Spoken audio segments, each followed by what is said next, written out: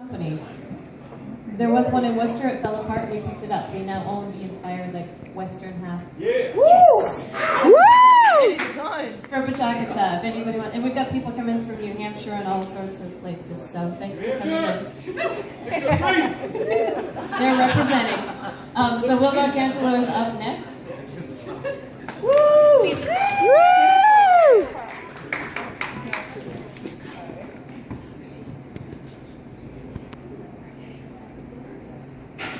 I swear you're here, Will, really. I'm sure I'm here. I think, therefore, I am.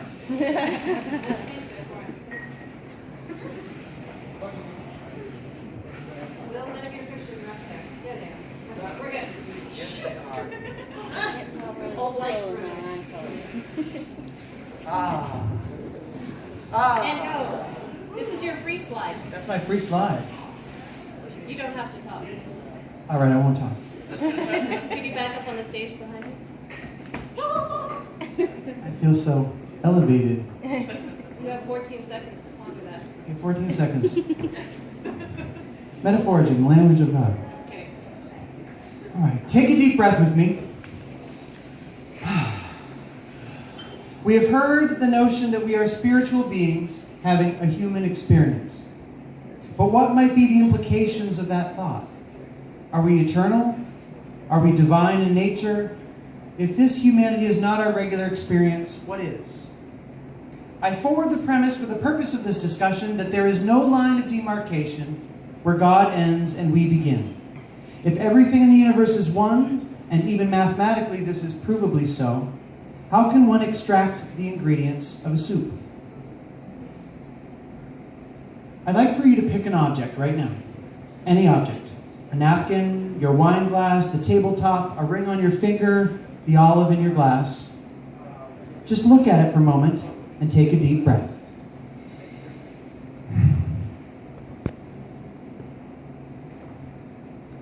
Human culture has used everyday objects as symbols for greater ideas throughout history. Crosses, rocks, fabric, metals, the elements. They all represent not only themselves and their functions, but added layers of meaning as well. When we choose to endow an object with meaning, when we call something sacred, we give permission for that object and all that we understand about that object to become a part of a greater conceptual language.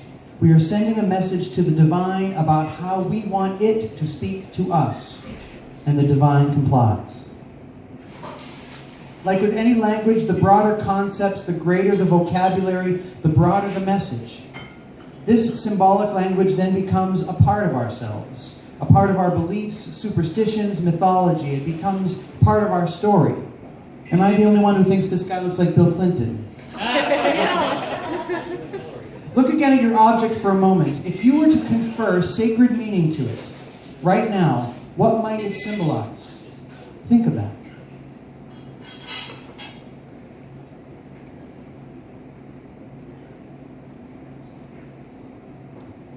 For example, a wine glass could symbolize many things.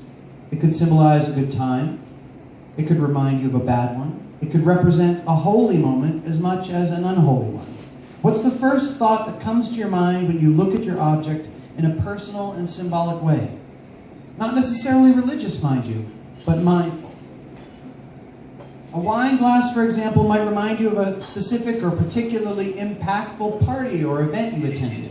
Was it a good time? What happened at that party? Did you meet the love of your life? Did you lose it? Did you have a revelation of some kind? The story of that night now has meaning within that object.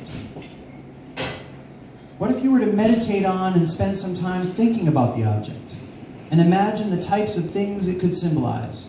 What if the object began to develop a bit of sacredness to you? When shifting your symbolic understanding of an object from the mundane to the spiritual, what happens? What if when you saw this object in your regular daily travels and routines, it came to mean something to you, served as a reminder to do something or maybe not do something, to be mindful perhaps, to be more loving or forgiving, or to eat your Wheaties, to love yourself? Could Wheaties serve as a reminder of the spiritual importance of self-care? Even symbols that are regularly recognized as being sacred and having a particular sacred meaning have only as much meaning as the individual's perception looking at it. If you don't know what this symbol means or that symbol, you immediately endow it with your own. Perhaps over time you study its wider meaning and cultural importance, and its meaning to you then broadens and becomes more complex. Everything has meaning. Everything has within it layers of personal, emotional value and cultural significance. What meaning does your object convey to you? Think on that. And now, what if you took away with you tonight the symbolic meaning you invented for this object and remembered it tomorrow or next week? Or what if you started to think about memories you have with this object and the larger psychological meaning this object might subconsciously have for you? Think of that. And what if you came across this object or a picture of it or noticed it in the shape of the clouds or caught yourself doodling it one day? If this symbol continues to have the meaning you give it, how might you interpret a sudden appearance of it in a particular way? Think of that. And what if you carried it around with you on purpose, for the strength of it, for the reminder of it? What might be the purpose of a smooth stone in your pocket? Even though it's in your pocket all day, when does it catch your attention? When do you find yourself reaching for it? And what do you feel when you do?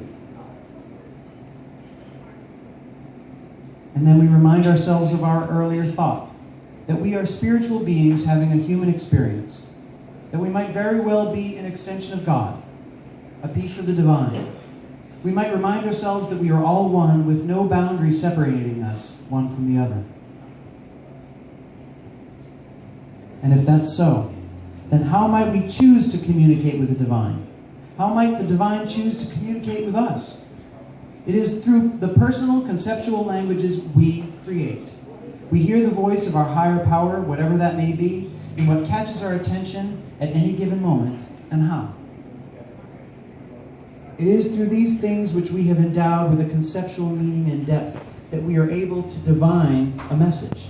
It is through the creative placement of these concepts and their symbols within our scope of attention, how and when they show up in our daily lives, like the cards from the deck of the tarot, that gives us clues into the mind of the divine within us. The language of God is not a foreign one. It is one which we compose ourselves. We think God is not speaking to us, but the truth is we just don't think God would bother to speak to us in our own language. But if there is no separation, there is no shortage of understanding, and no translator or middleman is required. Thank you.